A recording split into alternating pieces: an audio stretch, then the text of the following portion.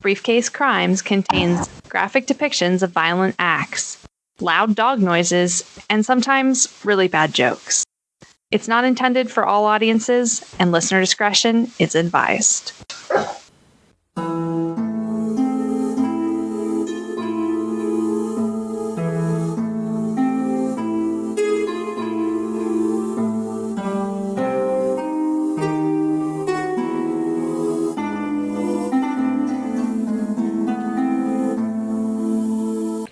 Welcome, listeners, to Briefcase Crimes. I'm Hannah, and I'm full of facts about horrific events. And I'm Liz, and I'm full of morbid curiosity. Elizabeth. Hannah. Let me begin by saying, buongiorno. Ooh. Setting the stage. Do you have any idea why I might be greeting you in an Italian? Perhaps an Italian criminal? I'm assuming a murderer, but maybe not. You assume correctly. Those are my favorite. We are traveling to your homeland this episode. Sounds good. We'll be going to the old boot herself, over to Italy. I can't wait to hear what part. I spent a lot of my research for this practicing how to say stuff and texting your mother. Did you really? I did. I texted her. She told me that you texted her and she was like, I'll tell you what it's about. And then she totally forgot. Yeah, I've texted her a couple times in the last couple weeks. Only once for this. I asked her how to say our criminal's last name so that I wouldn't mess it up. But I texted her when I was at my sister's house because Axel wanted one piece of uncooked spaghetti as a snack. And he asked for a spaghetto. Aww. For one spaghetto. And I thought that was really cute and I needed to tell her. That's adorable. And then we were at the Meadows frozen custard and I sent her a picture because they have this on their menu. It says gelatis. Oh, no. And we were like, oh, so close. It's so close and so wrong still. And then I texted her and said, Mama, I need Italian pronunciation help. And then I said the last name, and she even spelled it out phonetically for me. We are going to be talking today about Leonarda Cianciulli. Mm-hmm. Spicy. I know. You got to do the Italian chef hand. Yes. So, like I said, I've got Google Translate telling me how to say things. I had your mother. I watched some YouTube videos. So hopefully everything will sound right, but it might not. That's okay. I'm just a white girl. We're doing our best. I'm Wonder Bread. And I can do some things, Italian's phonetic, which is nice, but yes. That doesn't mean that there aren't still some hard things. So you'll remember this, but we had a professor in college who was married to an Italian man, and her last name was Occhipinti, and shout out to Lori. But she always said it's spelled how it's pronounced if you speak Italian. And I was always like, well, that's not very helpful, Lori. But she's right. It's all phonetic. For me, I'm like, oh, yeah. Yeah, right. But again, I'm Wonder Bread, so I was like, yeah. So yeah, shouts out to Lori if she's listening. So we're going to talk about Leonarda Cianciulli, also known as, and I have practiced this one quite a lot. Okay. La Saponificatrice di Corregio. Ooh. The soap maker of Corregio. And I'll explain later why she's called that. Oh, no. Oh, God, I'm just thinking about what's in soap right now, and I'm scared. Yep. So I do want to show you that I practice that one a lot, but I do have a little Post-it note. Also, I would like to say that, the Italian soap word, I watch royalty soaps on YouTube and all that stuff, and it's saponify. It's soap.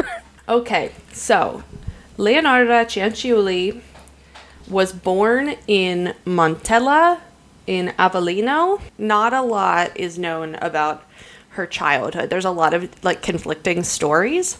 And also, I normally tell these stories way out of order. And for once, I'm going to tell this one from start to finish. Okay. Because it's it like just makes the most sense that way. Sure. So for once, we're starting with her birth. She's born in 1893. Some things say that her father raped her mother.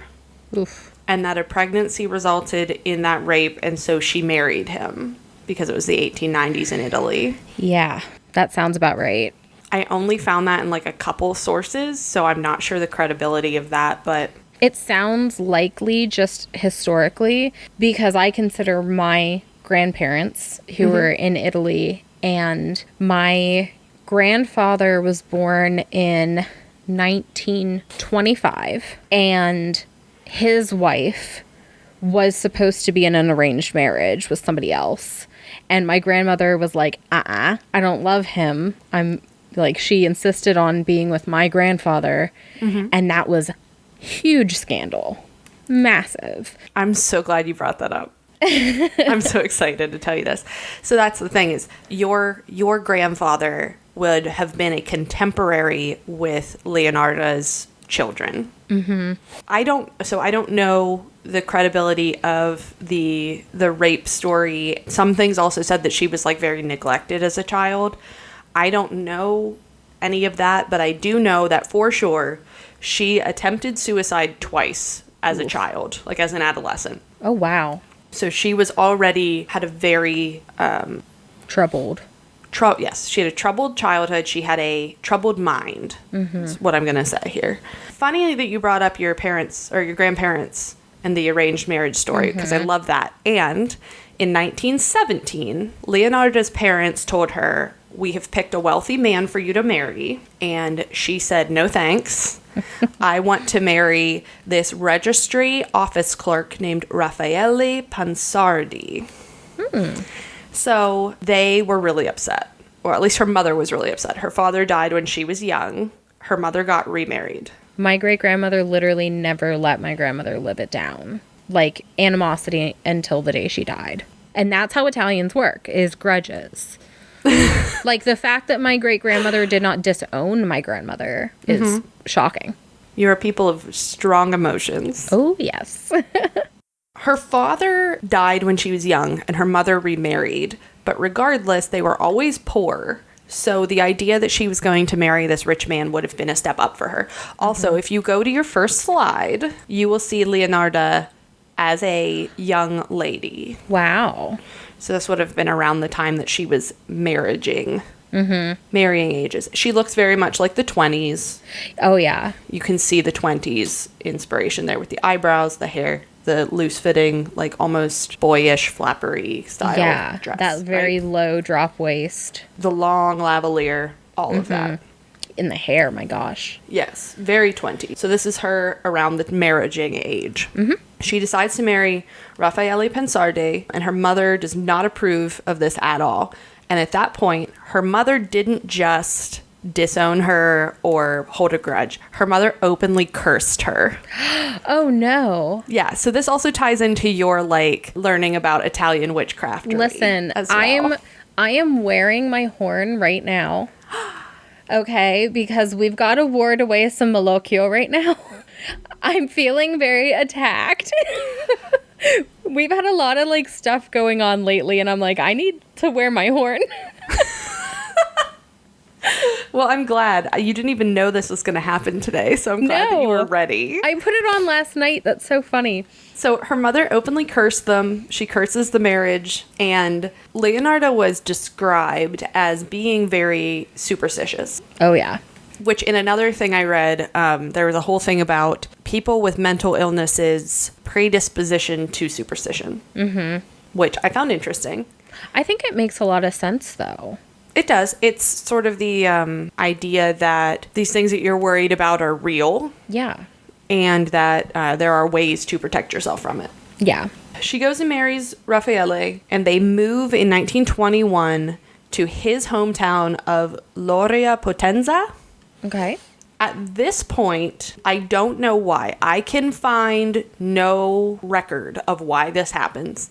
But in 1927, while they're there, she is 33 years old, and she is sentenced and imprisoned for fraud. Oh my God. And I don't know why. I have looked I have looked everywhere because every story is like, oh yeah, and then she was sentenced to fraud. And it's like, What? for what? Like, Yeah. what did she do, right?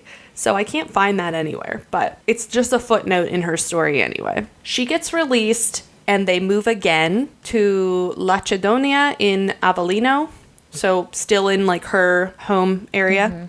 And then in 1930, the Irpina earthquake happens. The Irpina earthquake is widely considered to be like this huge devastating event in Italian history. It destroyed a lot of homes, consequently, or not consequently, but incidentally, I guess. I don't know a lot of Italian, but the one thing that I definitely know in Italian is terremoto, which is earthquake. Yep. Again, thank you, Rosina. One of my favorite stories. Yes. Maybe we'll get to it later if we have time. Terremoto and scoiattolo. I can say squirrel and I can say earthquake. I am set. If you go to your next slide, that is not their home, but that is a street corner, an area in Italy that is some damage from the Irpina earthquake. That thing really devastated a lot of people's homes, and it was the 30s in Italy, so it's not like they're not prospering. No. At this point, it's not easy to just like, hey, we'll just rebuild, I guess. You lose everything and you didn't have a lot to begin with. Because they have now had a destroyed home, which, remember, she's got this curse hanging over her head. Now she's been in prison for fraud. She's lost her home and all of her possessions. So that's strike 2, basically. So they moved to Correggio in Reggio Emilia. If you go to your next slide, there it is on the map, and on the left there is a street corner, like a street in Correggio. Which also, one thing that I read was like, and then they moved south, and so I was like, oh, okay, they might be like around where Rosina is from. Rosina is from the south of Italy. Right. And so I look it up on the map, and I'm like, girl, Yeah. that's not the south. No, it's like south per like respective to where they were probably. Definitely. Because I always think of it as like Rosina is from like the instep of the boot. Yeah. They are still up in like the calf. It's like as far down the boot as you can be, like without being on the island of Sicily. Yes. Is where my mom is from. Yes. So I even got little Street View Man and like creeped around Correggio.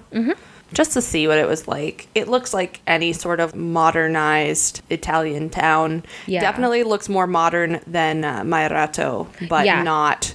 It's not like Rome. Okay, so first of all, Mairato, where my mother is from, is the teensiest, tiniest little village. And if you like looking at this picture, which I'm assuming is going to also be in the brief, this picture of the road here, the roads in Mairato are so tiny because it's such an old village. Those bikers would not be able to be that far apart from each other. No. Like they would be like double file biking. I even took the Street View Man and I went to Mairato as well while I was creeping around Correggio. And the parking situation there is so stressful. Oh, it is. And it's like you really have to know where you're going if you're driving because you might end up on a set of stairs. Yeah. Yeah. It's a very stressful looking town to me. It's not meant to be driven in. It predates vehicles like that. Kind of like Pittsburgh. Yeah. So they move to Correggio and she opens a small shop. Some sources say she sold soap out of this shop. Like that was the point of the shop. Some say she sold soaps. She also did palm readings and fortune telling. Ooh. Regardless of what she did in the shop, because sources vary, she became very well respected. She was a well respected member of her community. People looked up to her. People went to her for advice. People went for help, which I think also fits the fortune telling and palm reading because I think people put their trust in somebody who can tell their future. Yeah. And that comes back later in the story. Yeah. So far, we've got 2 strikes for the curse, but she's now doing pretty well. They come in 3s. Wow. Leonarda had 17 pregnancies. Oh. And I say she had 17 pregnancies. She had 3 miscarriages. She had 14 living children, but 10 of them died young. very young. I don't have exact like causes of death, but or like how old they lived to, but she had 10 living children die, and she had 3 miscarriages of her 17 pregnancies. So she had 4 children live to adulthood, which is so rough. Yeah. 1 miscarriage is Devastating. 1 child dying young is a great loss, but to have 17 pregnancies and 4 living children, Yeah. that's heavy, heavy, heavy stuff. Something that probably plays into it, and of course, we said this is a bigger city, but for when she would have been having her children, for some perspective, my mother, who was born in the 60s, was the first person in her family to be born in a hospital. So whether or not her children would have even been born in a hospital in like the 20s and 30s, probably not. So there goes the mortality rate, you know, jumps significantly from that as well.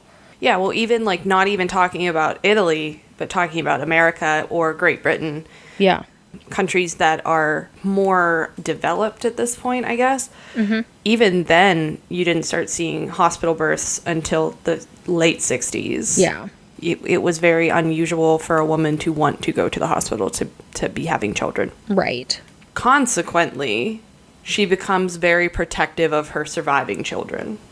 Understandably. Completely understandably. Especially for an Italian mother. Before all of this, she had gone to a fortune teller who had told her that she would marry and have children, but that all of the children would die young.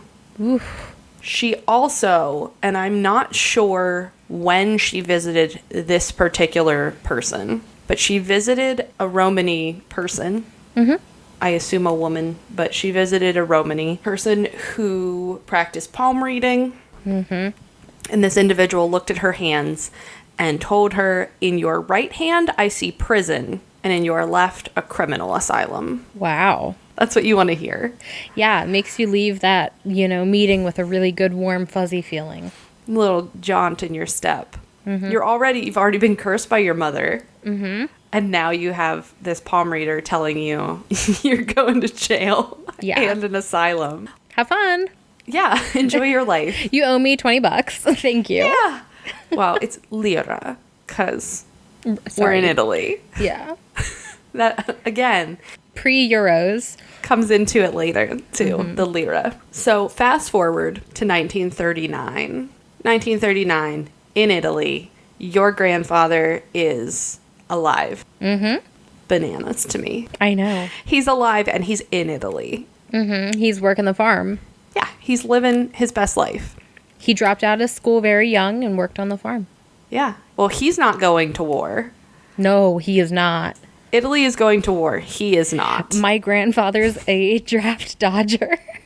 Please tell that story. Okay, it's super small or super short, but basically, you know, the army comes into their little tiny farming village, and my grandpa's no dummy. He did not want to go to war. I could be wrong, but I don't think he agreed with, you know, the politics of the time.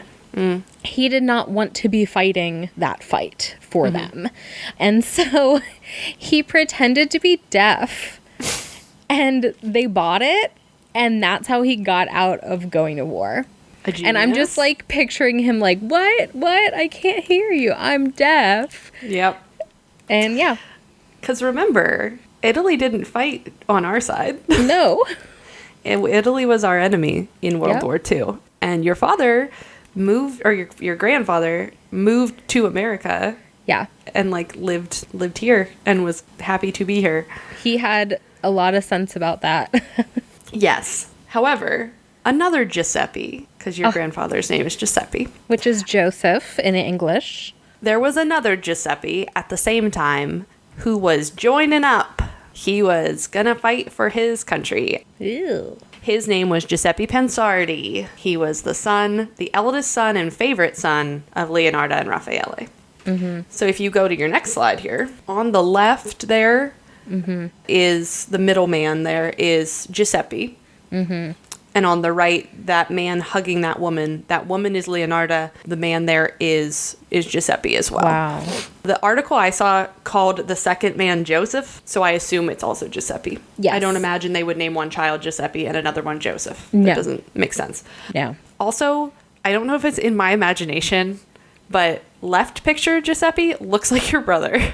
Oh my gosh. Like I said, I don't know if it's in my brain, if it's just my brain wants to see it, but he just looks a little bit like Kyle. It's the nose. All Italians have like the same nose. Like there's only 3 Italian noses that you can get, and that's one of them. Because I thought that about the original photo of Leonarda. I'm like, oh, that nose. Mm-hmm. In the pictures of her that you'll see later where she is older, she does look like she could be related to you. Oh, yeah. I mean, we always joke we are all family somehow.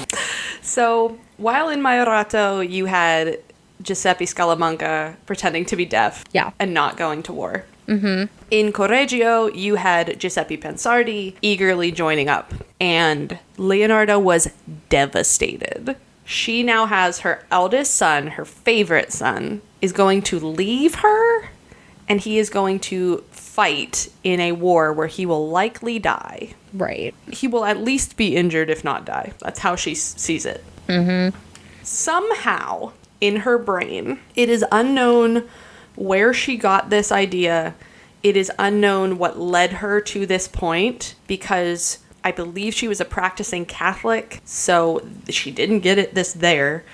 But she decided the only way to protect him was through human sacrifice. The Pope wasn't telling her that. No. And in their defense, I also read this. The Pope wasn't telling her that. The Romani definitely weren't telling her that either. Because that was the thing. It was like, well, maybe like the fortune tellers, but no. No. There's no Romani practice that sanctions human sacrifice. So this plays right into what we talked about at the end of last podcast about the books that I've been reading and everything. Mm-hmm. And I'm not an expert. I only bought 3 books and I haven't finished them all yet, but I have not seen any human sacrifice yet. Mm-hmm. I've seen like water ritual and fire ritual and fruit and sticks and dancing nude. That's a thing. Not human sacrifice. Well, as always, all my sources will be linked in the brief. They are available there. But one source that I read said that perhaps her thought was, if I give a body to God or whatever, then my son's life will be safe. If I give a life, take a penny, leave a penny. Yeah. I'll give this life for my son's life. He'll be safe. Mm-hmm. So she sets out looking for an appropriate mark, an appropriate victim. Next slide here, you see this woman. It was very hard to find any other images of these women, unfortunately. I can only find one of each of them. Mm-hmm. There's bunches of Leonarda because obviously when she was caught and prosecuted, they took a bunch of pictures of her. That's also just crazy to me because I have like one picture of my grandfather. Like the amount of photos already, I'm just like, wow. Like they were not common at that point. No, there's a bunch of Leonarda in her later years, but as far as her victims, there's only one of each of them. I will also point out that the pictures of Giuseppe were from her trial.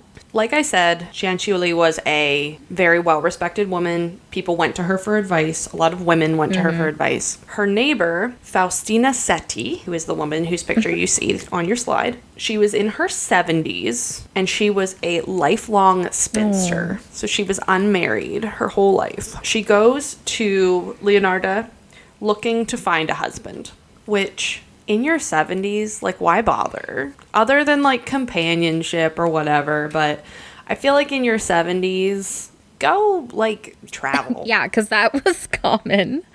Well, I mean, just, like, I don't know, man. Date yourself. You don't need no man. Yeah, it is odd, though. So she goes and visits Leonarda to find a husband. And lucky for her, or unlucky for her, I guess, Leonarda tells her, I found you a husband in Pola, which is now Croatia. Oh. So when I first read this, I didn't quite understand that the place that she was sending this woman was abroad.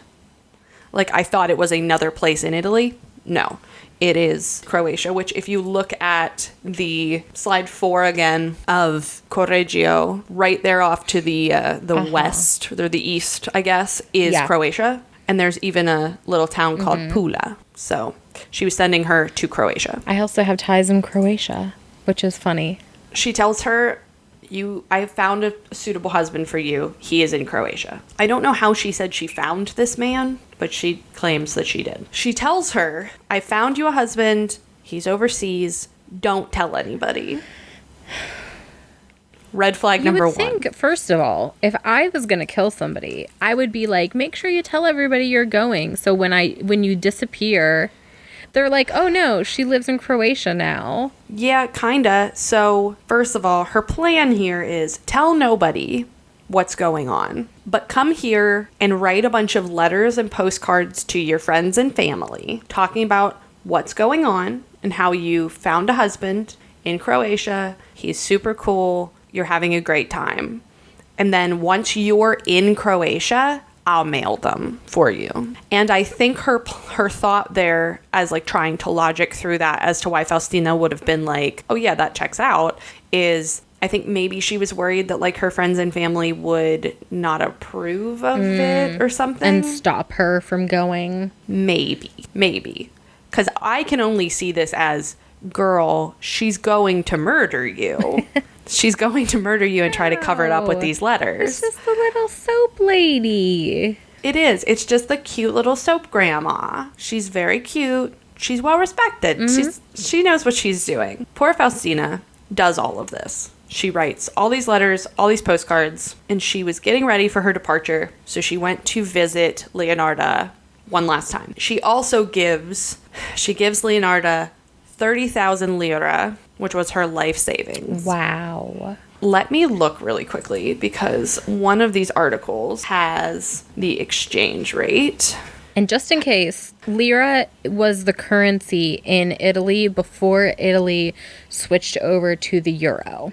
Just in case anyone's confused on that. It was pre-joining the European Union. Right. So Seti's life savings were 30,000 Italian lira, which was at the time, in 1939, the equivalent of $17.94 American currency, USD. But when adjusted for inflation, that's like $332 2020 money. I honestly expected it to kind of be more, but you figure Italy was not doing great, so.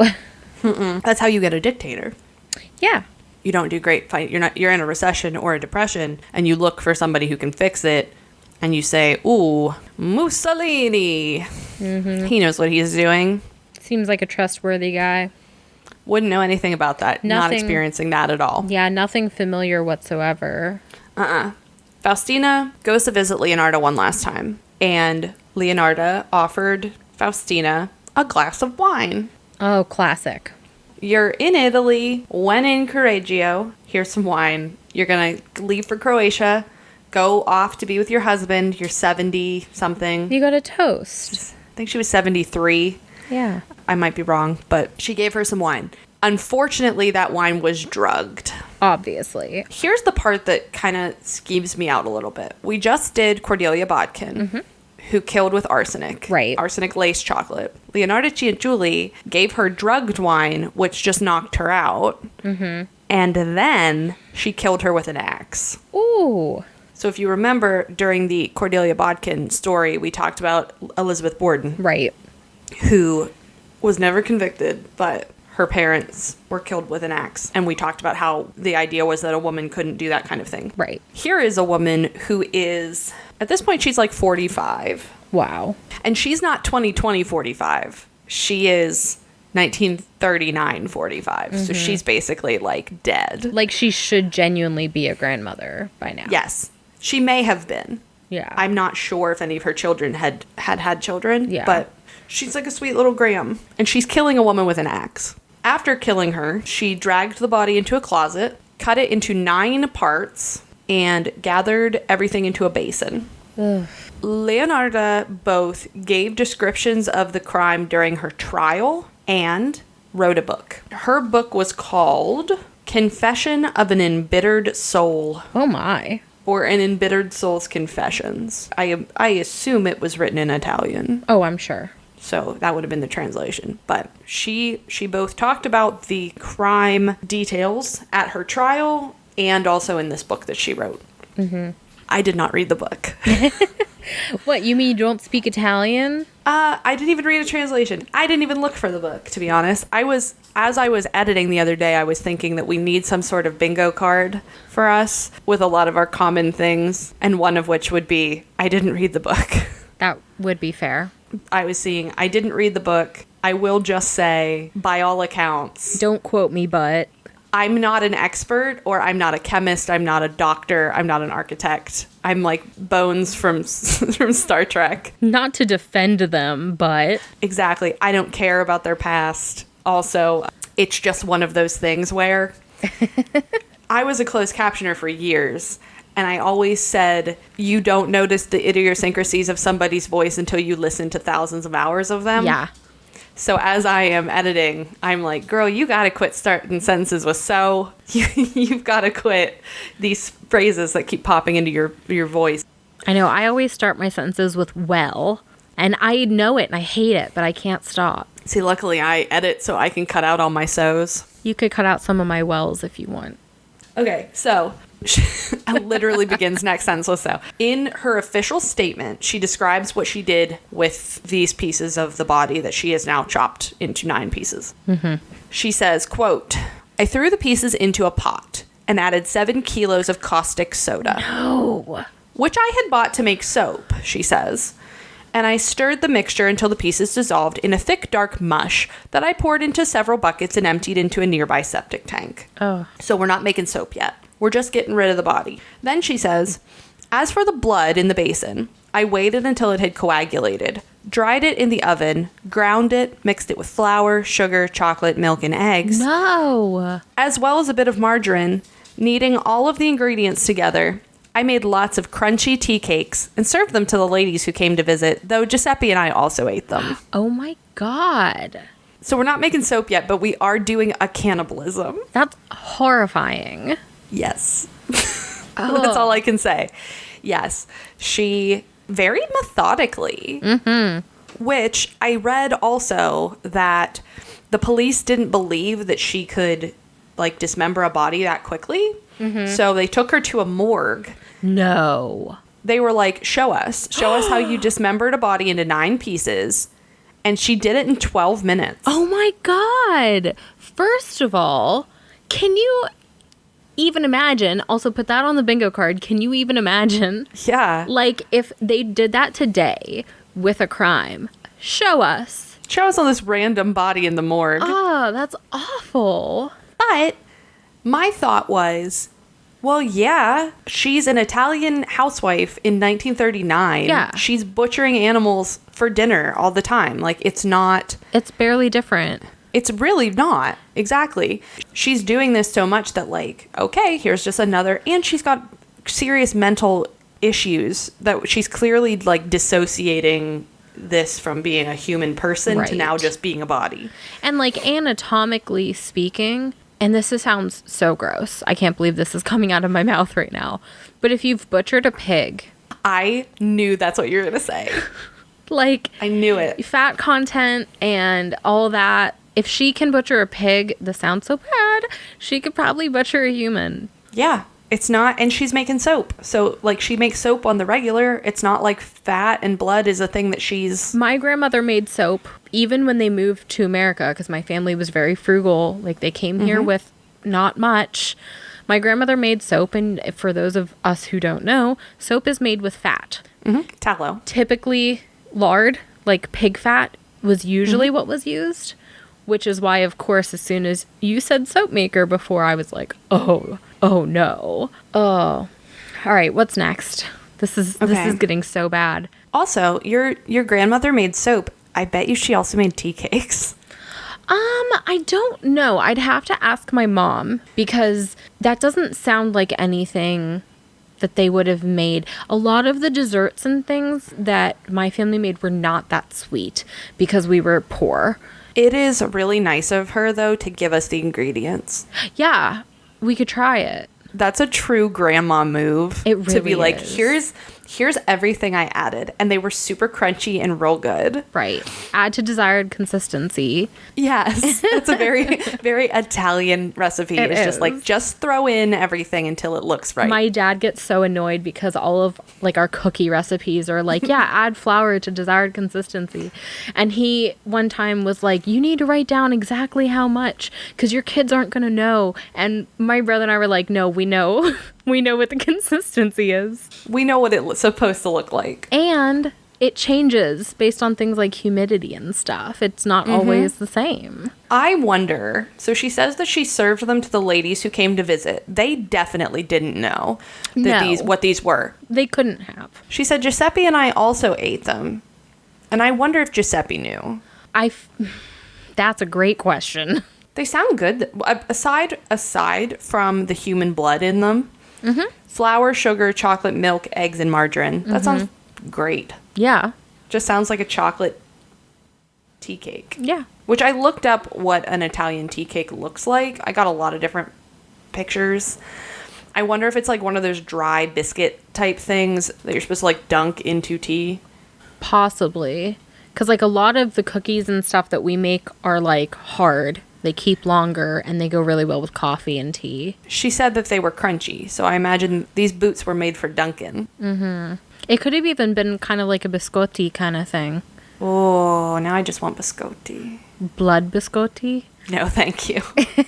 I remember, though, we had not to talk about our collegiate experience too much, but we had another professor in college who one time, for those who don't know, I have an anthropology degree. Elizabeth has an anthropology minor, which is how we met. That's not true. We met in choir. Oh, that's true. That's how we met, but this is how we really got to be friends. Yeah. So we were in a class once, and we were discussing cultures that consume blood.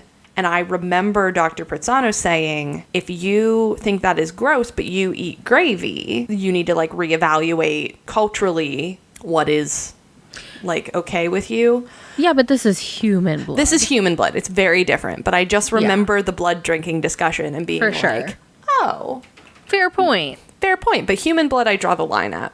Yeah. As far as anybody knows, Faustina Seti is in Croatia. Next slide is our next victim, because you would think, okay, I've killed one person for my son. We're even. We're even. We're good. I also can't find, like, Giuseppe is around during this. Giuseppe talks about mailing some things for her when he was in Croatia and also disposing of some paper-wrapped bones into a river. Not suspicious at all. But I don't know, you're in the 30s and your mother cooks and stuff and just gives you a paper bone, like paper wrapped bones. I guess it depends on how she would typically dispose of animal bones. Probably just throw them in the river, You think? I think. Unless she was like mushing them up for bone meal for her plants or something, but Yeah, I don't know. in general, but so he's around. So like, when is he going to war again? I don't know. Because he's around during this. He's eating Faustina tea cakes. I don't know. So she should have been enough, but she clearly wasn't for whatever. Maybe multiple deployments. Maybe. I don't know. I don't know how the Italian military did things. Yeah. The next person that comes to Leonarda is Francesca Suavi. She is our second victim. She is the woman on your screen. She came to Leonarda because she was told that Leonarda had found her a job at a school for girls in Piacenza. So still in Italy this time. Also, she does the same routine with Francesca. She says, write these postcards to your friends. Don't tell anybody about it. I will send them when you're gone, detailing your plans, explaining what you're doing. You're going to go teach at this girl's school. Mm-hmm. And she came to visit her before she left. She was given drugged wine, killed with an axe. Mm-hmm. We're sticking with the theme.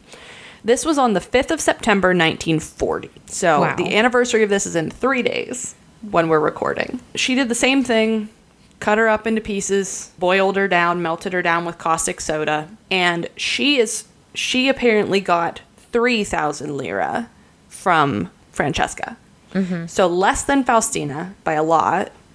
But still, she's getting paid to murder people by the people that she's murdering. She does the same thing pretty much to a T, bakes tea cakes. People are eating them. Ugh. Yucky at best. Yeah. People don't suspect anything. Still not looking. I hate to like gloss over Francesca Soavi, but I don't know a lot about her, and also her murder is the same as Faustina. Like it's the same exact thing. But I imagine that she was going to go be an educator. I imagine that she was, a good person, somebody who didn't deserve to be murdered. I don't think either of these women deserve to be murdered. Finally, the last victim that we have on the next slide looks like Patti LuPone. Yeah. Her name is Virginia Cacioppo. She, just like Patti LuPone, was a singer. She is a former soprano who sang at La Scala, which is an opera house. And if you go to your next slide, you can actually see the modern day opera house. But beautiful. Very beautiful. So she was talented. She was this pretty well-known, and I assume around Correggio, like very well-known local celebrity kind of thing. She went to Leonarda, and Leonarda tells her, I found you work as a secretary. Downgrade. A secretary in Florence for an impresario. Oh. So we're staying in your field, and you can go study under this guy. And everything I read says it's a mysterious impresario, so I don't think she went into detail. Virginia, who's also called Clementina in some things.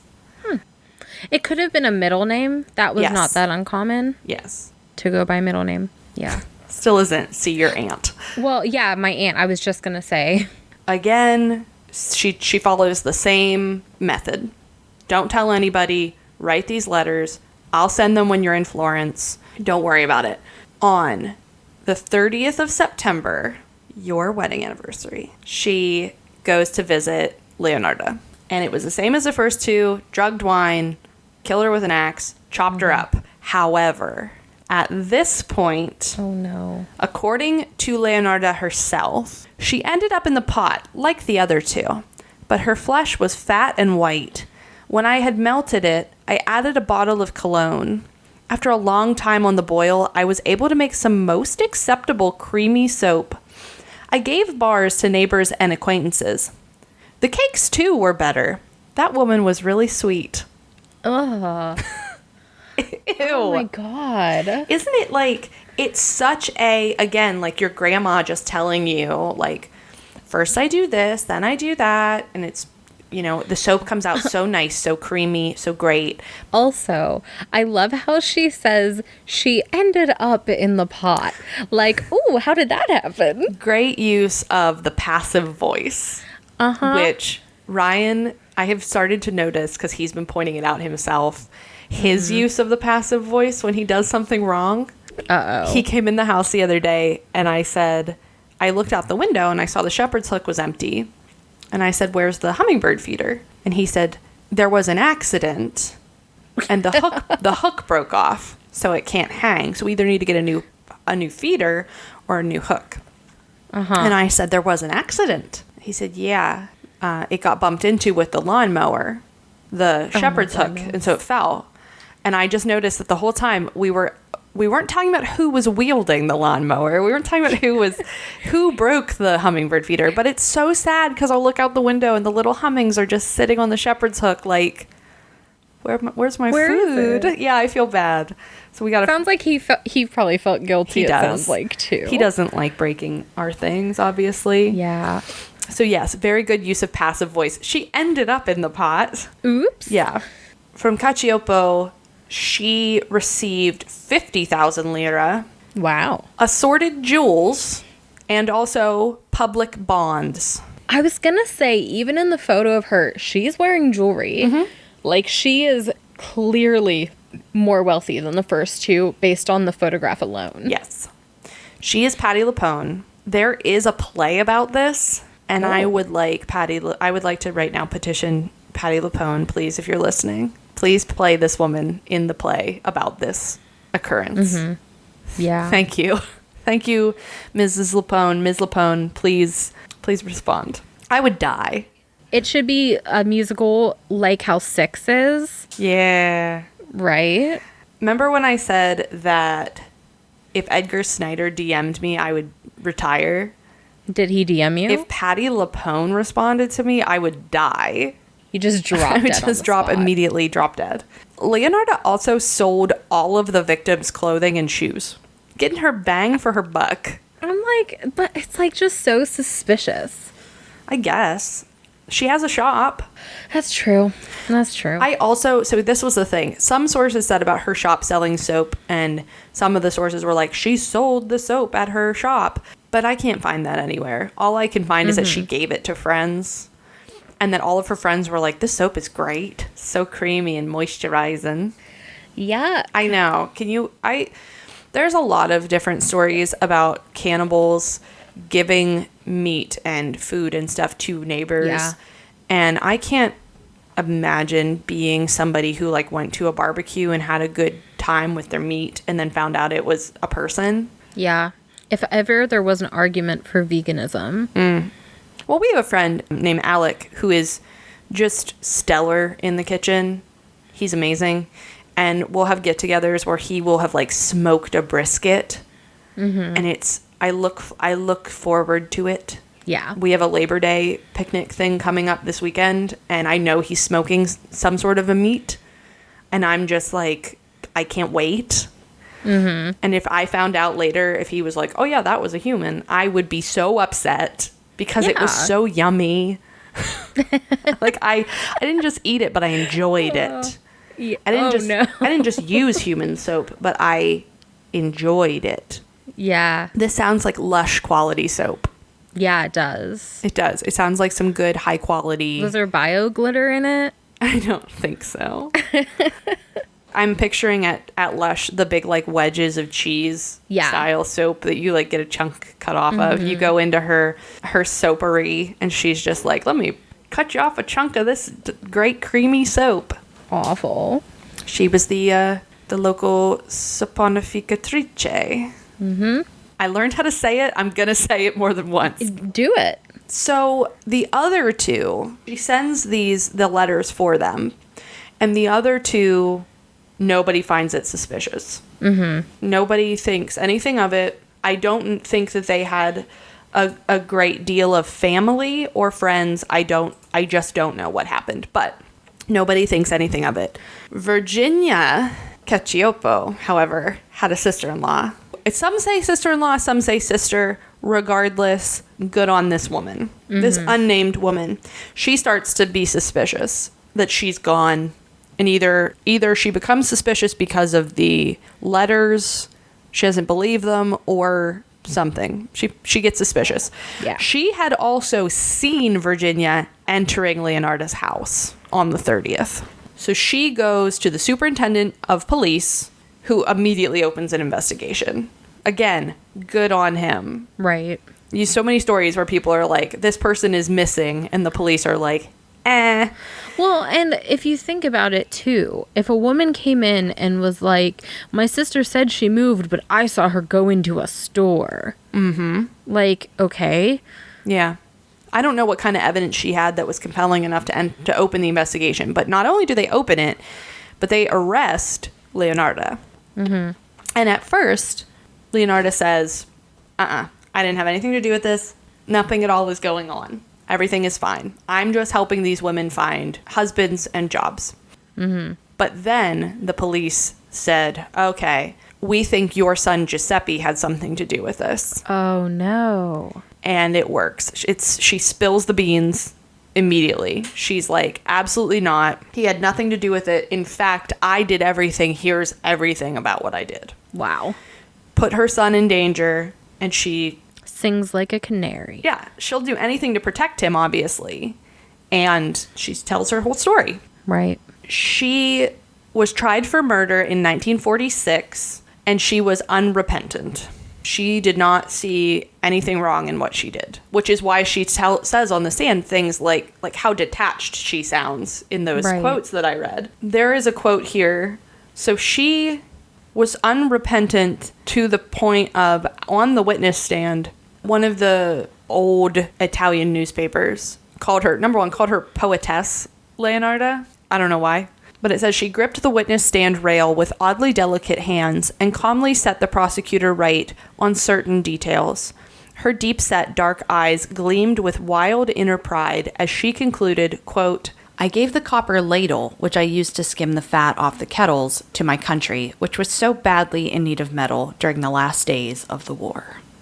So she not only is unrepentant, but she is like, has this pride of this thing that she has done for her country. Right. If you go to your next slide, there is her mugshot is on top, and then these bottom two are, she was interviewed in her later days.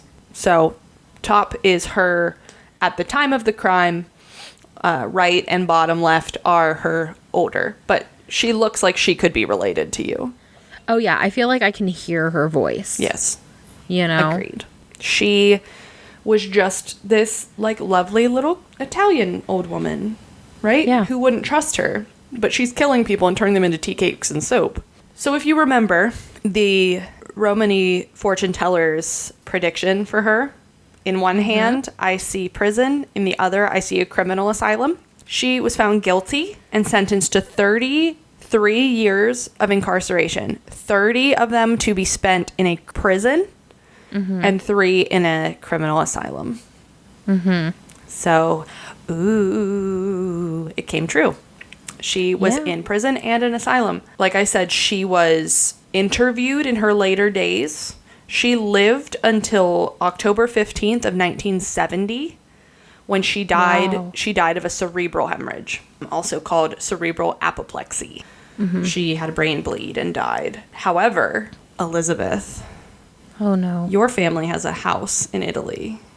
And I think we need to go there because Okay. if you go to your next slide, we need to go to the Criminology Museum in Rome because the kettle and the axes, all of it, all of her stuff That's crazy. is in the Criminology Museum in Rome.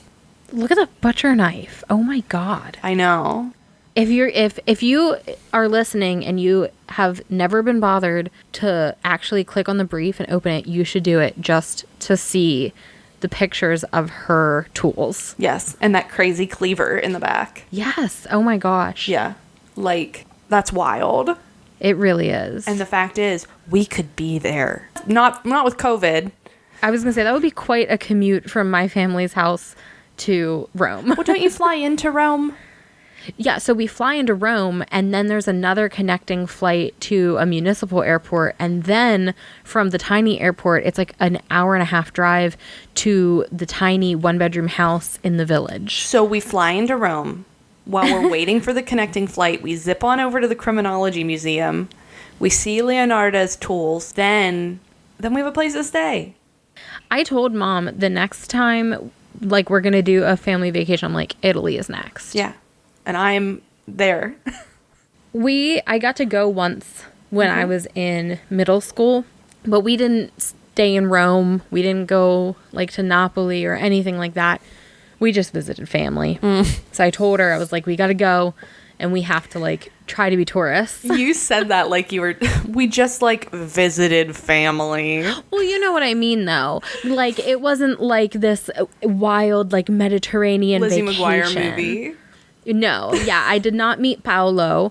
You did not go to the Criminology Museum and see Leonarda No. Cianciulli's kettle? No, we did not even leave the airport in Rome. In fact, our flight to Rome was late and we almost missed our connecting flight.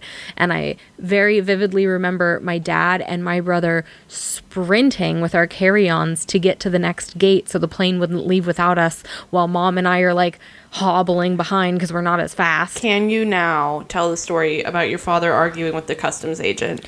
Oh my God, this is the best. So, first of all, my family came from Italy to America when my mom was a toddler in, let me get the date right, 1968. And it's incredible with the internet how everything is, globalized now. back when my family was there, everybody had a dialect.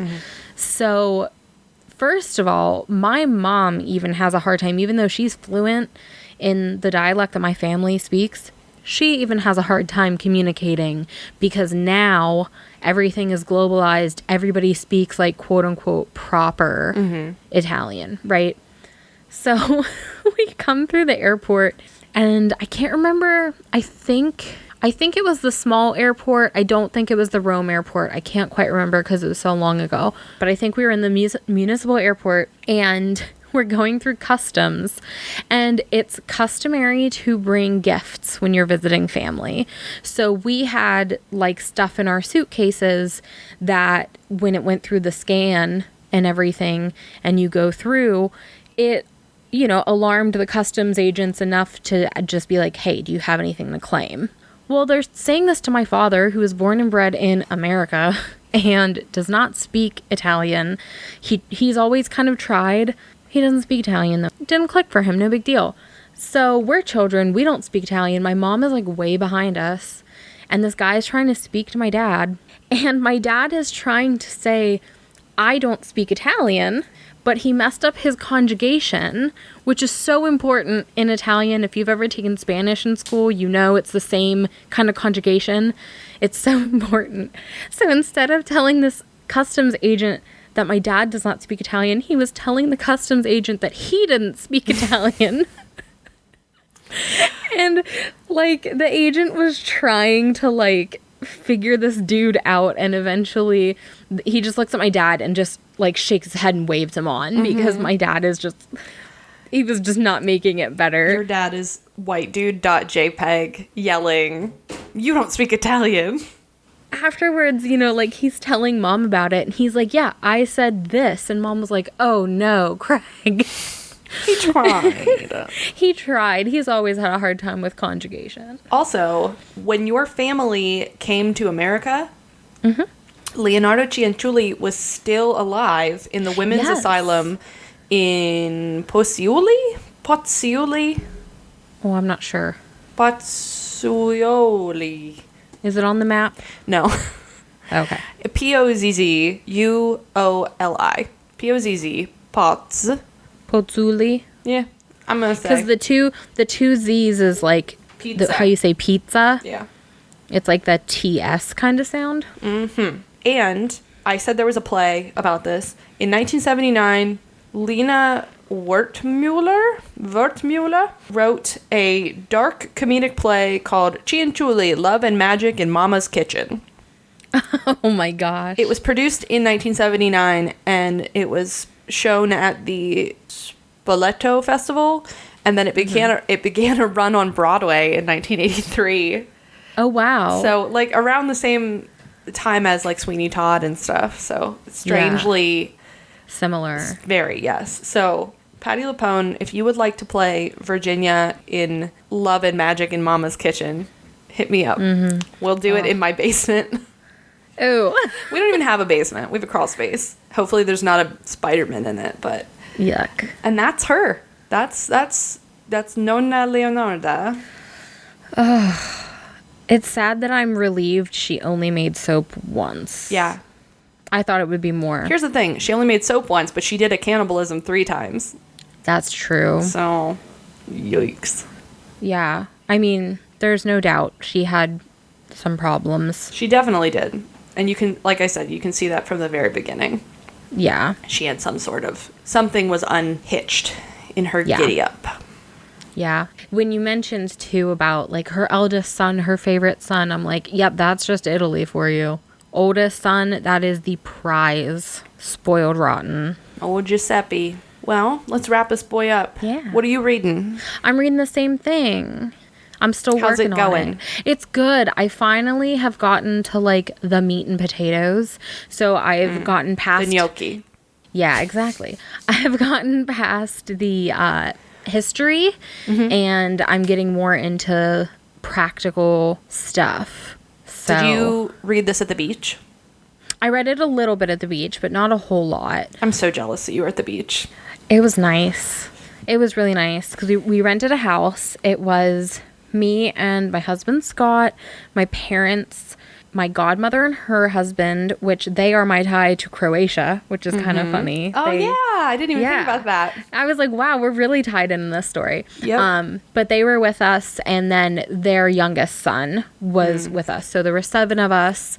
And so we rented a beachfront house, which we were so spoiled. I'm really fortunate because my parents paid for most of the trip. So we were really fortunate that we were able to do it, and it was so nice. And then we got home on Friday, and Scott and I immediately went to go get tested for COVID. Good. Which Responsible. Yeah, and we got our results, and we're negative, so that's nice. We know that we're in good shape, and it was nice. Hashtag Novid. Yeah. So, because I mean, it was a real fear. Like, we really, really felt like we needed to decompress, and we needed to, because we've had this vacation planned for over a year. Yes. And we really wanted to go through with it. And like Scott and I discussed that we felt the only safe way to do so is to immediately make sure that we're okay after. So good. That was responsible of you. Yeah. And you laid on the beach and read about Italian witchcraft. And got super sunburnt. Yeah. My mom was really jealous because I bought this like beach lounger that has a hole. So you can lay on your stomach and there's a hole for your head so you can read. And my mom was super jealous. I'm jealous. It's really nice. I was in Pennsylvania the whole time where it just rained. Yeah. Like our neighbor Debbie, who is the other half of our townhouse, she also went on vacation and was gone for like 2 weeks. And so Ryan and I had said, oh, while Debbie's gone, we should mow the yards. Like we should mow our yard and hers. That's so sweet. So when she comes back, it's done. But it literally rained the entire time she was gone. Yeah. That's the thing. Like, Scott had to mow the lawn right before we left, and then he had to mow it again right when we got home. Mm-hmm. Like, and he just knew he'd have to. So that would be really sweet if you could have done it. We feel bad because, like, she'll mow the front yard and she'll mow both yards. In the back, she doesn't mow ours, thank God, because we don't ask her to, and we're so thankful that she does the front. But I was like, it'd be so nice if when she got home, but we have not had any rain, like, all summer, and all it did the last 2 weeks and is continuing to do is rain. Yeah. Which we need, but also we wanted to mow her grass. I am now reading. I've moved on to the next in the Game of Thrones series, but that is my, or in the Song of Ice and Fire. Yeah. That is my audiobook book. And when I'm reading physically, again, I told you that Kathy, Ryan's mother, and I have been trading books a lot. I'm reading a book that she gave me, which is called The Shadows by Alex North. It's kind of spooky and murdery. It's been on a lot of book lists on Pinterest.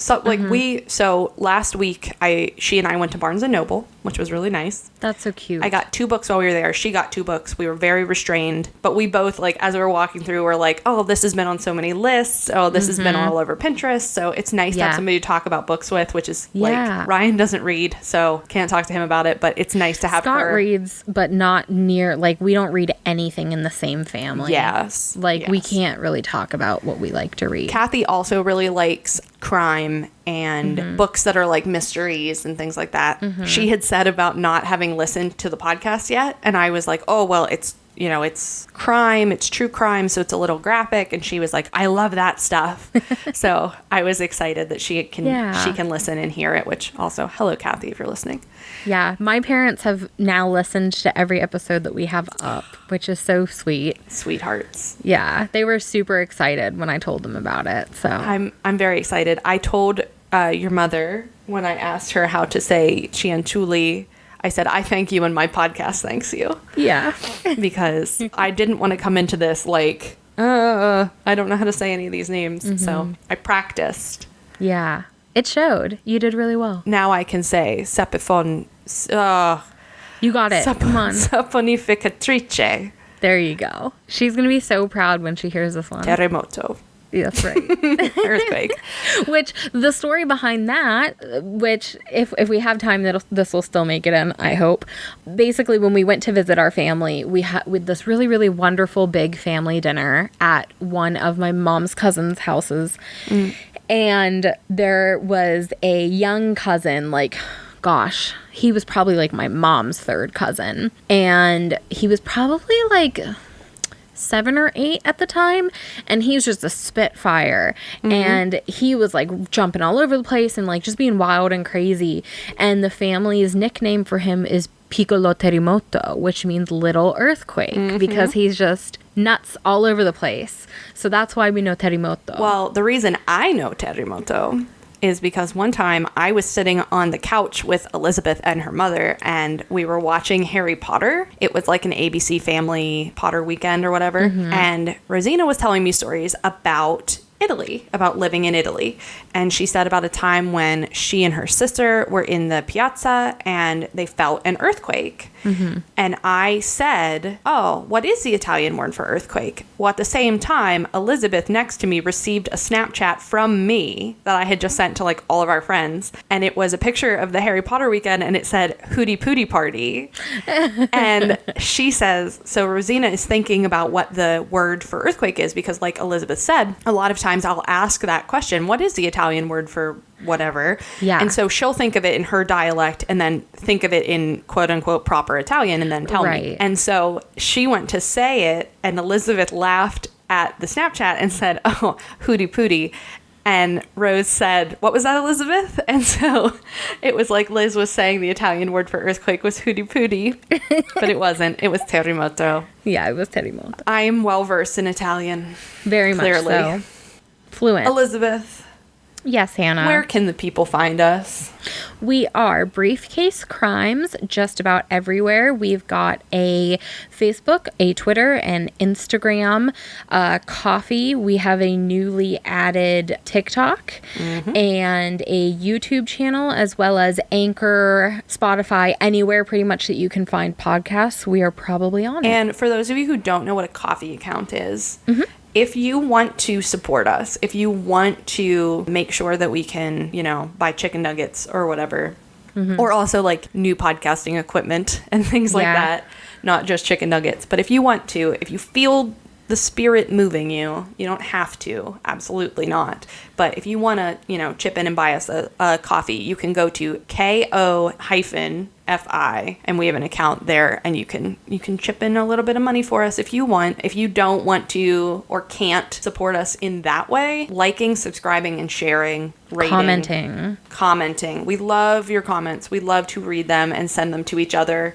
and gush about the fact that people are actually listening to our podcast. So if you want to support us in a non-monetary way, what really helps us out is liking, subscribing, sharing, rating, commenting, those kinds of things. Any kind of engagement helps out. Yeah, absolutely. And we love it. It really does make us very happy when we see interaction like that, because it means people are actually hanging out with us and listening to these horrible stories. We found out we have a listener in Ireland. Yeah. Hi. That's so cool. Who are you? Comment, please. Tell us who you are. I want to know you. I want to know you. Let's be friends. Let's wrap this sucker up. Yeah, I think that's it for today. Thank you all for listening. We'll see you next time. Bye. Bye.